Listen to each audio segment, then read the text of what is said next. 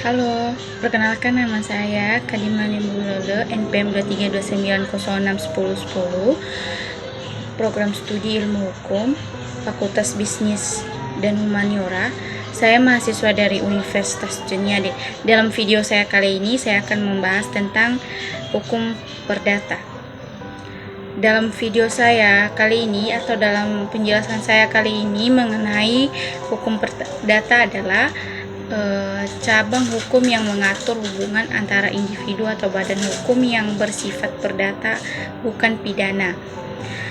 Ini sangat mencangkup pada segala hal, mulai dari kontrak hingga warisan dan pembagian harta. Hukum perdata memastikan bahwa hak dan kewajiban setiap individu diakui dan dilindungi di dalam masyarakat atau pemerintah masyarakat. Memastikan bahwa hak dan kewajiban setiap individu diakui dan dilindungi dan dari berbagai aspek termasuk kepemilikan properti, kontrakan, perjanjian, dan tanggung jawab hukum antara individu. Selain itu juga hukum perdata ini memainkan peran penting dalam menegakkan keadilan dalam masyarakat dengan menyediakan kerangka kerja untuk menyelesaikan sengketa antara individu atau badan hukum. Prinsip-prinsip umumnya berlaku secara luas, seperti pada perbedaan yang signifikasi antara sistem hukum perdata di berbagai negara. Salah satu elemen penting dalam hukum perdata ini adalah kontrak. Kontrak di mana kontrak ini adalah perjanjian antara dua pihak yang menciptakan kewajiban hukum yang dapat ditegakkan. Hukum perdata juga mengatur kepemilikan properti baik berupa tanah, bangunan atau aset lainnya. Selain itu termasuk juga aturan tentang bagaimana kepemilikan dapat kita lihat seperti dipindahkan dari satu individu ke individu lain melalui penjualan atau warisan tersebut. Selain itu, hukum perdata ini juga menangani tanggung jawab yang sangat berat, termasuk kewajiban untuk mengganti kerugian akibat tindakan melanggar hukum. Ini mencakup tanggung jawab kontraktual antara pihak yang terlibat dalam perjanjian tersebut, serta tanggung jawab hukum yang timbul dari tindakan yang merugikan orang lain. Selain itu, di dalam warisan hukum perdata ini, bagaimana penting dari hukum perdata yang mengatur bagaimana properti seseorang didistribusikan setelah kematiannya. Ini mencakup aturan tentang siapa yang memiliki hak untuk mewariskan, seperti properti seseorang serta proses administrasi warisan. Hukum perdata ini juga mengatur hubungan keluarga, termasuk pernikahan, perceraian, dan hak orang tua. Ini termasuk aturan tentang bagaimana harta bersama diatur dalam pernikahan, serta hak dan kewajiban suami istri satu sama lain dan termasuk anak-anak mereka. Nah, termasuk dalam lingkungan kita juga dalam melakukan tindakan. Nah, dalam melakukan tindakan itu termasuk dalam hukum perdata. Akan dibahas dalam hukum perdata, akan diwajibkan memberikan hukuman tentang pelanggaran-pelanggaran yang dilakukan dalam keluarga yang melakukan pelanggaran tersebut. Nah, di dalam hukum perdata terdapat dua sistem utama, seperti sistem umum dan sistem hukum kekayaan. Yang dimaksud dengan sistem hukum umum adalah sistem hukum yang mengatur hubungan antara individu secara umum, sementara sistem hukum kekayaan mengatur hubungan yang berkaitan dengan kepemilikan dan penggunaan properti. Dalam hukum perdata ini memiliki prinsip-prinsip yang dimana mendasari pada hukum-hukum perdata meliputi prinsip otonomi kehendak, Yang dimaksud yaitu gagasan bahwa individu memiliki kebebasan atau membuat kesepakatan hukum yang mempengaruhi hak dan kewajiban mereka.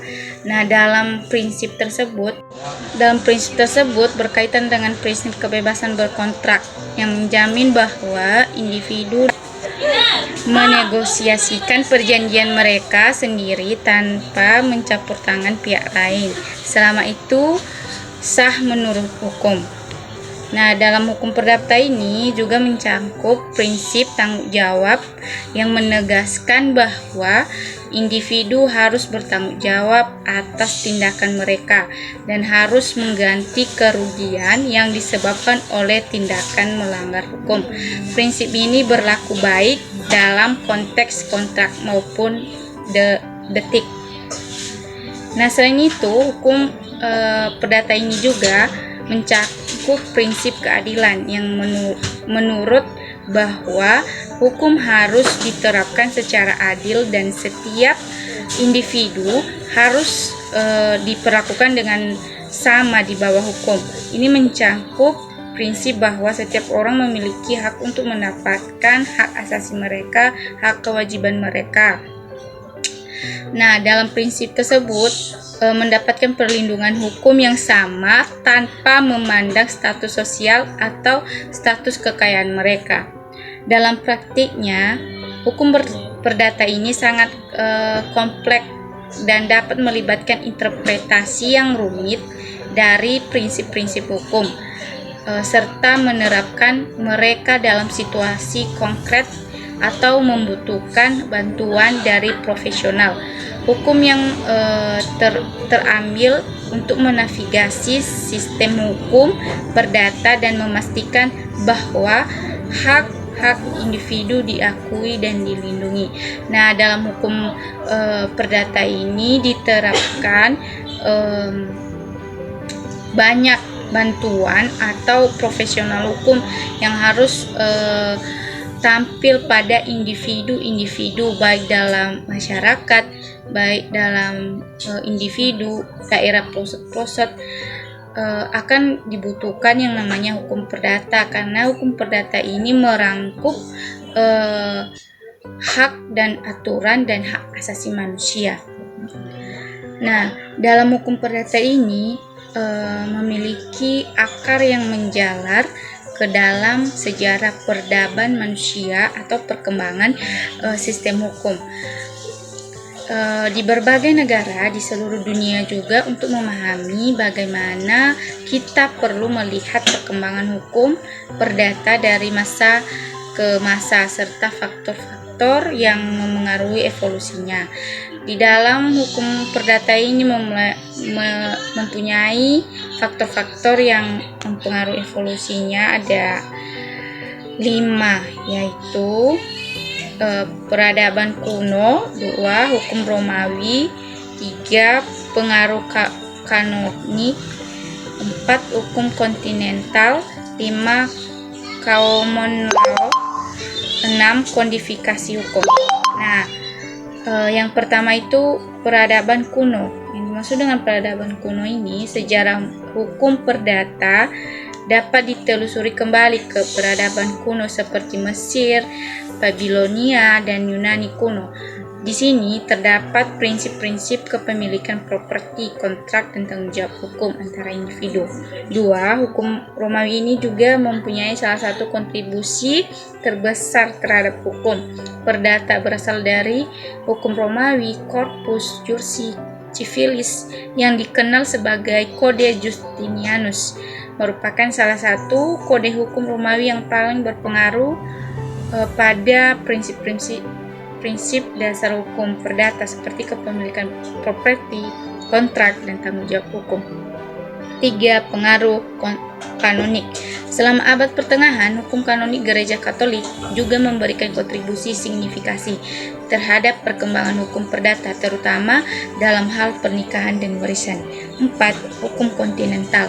Menyusul dengan hukum kontinental ini, sistem hukum perdata modern banyak dipengaruhi oleh sistem hukum kontinental ini yang berkembang di Eropa, terutama di negara-negara seperti Prancis, Jerman, dan Belanda. Prinsip-prinsip hukum perdata yang diadopsi dari sistem termasuk prinsip kebebasan berkontrak dan prinsip tanggung jawab hukum. Nah, common law di sisi lain, hukum ini berdata di negara-negara yang menganut sistem common law seperti Inggris dan negara-negara persemakmuran. Nah, dalam video saya kali ini saya akan sekian dari penjelasan saya tentang hukum perdata. Jika ada kesalahan dalam penyampaian saya, mohon dimaklumi. Sekian dan terima kasih.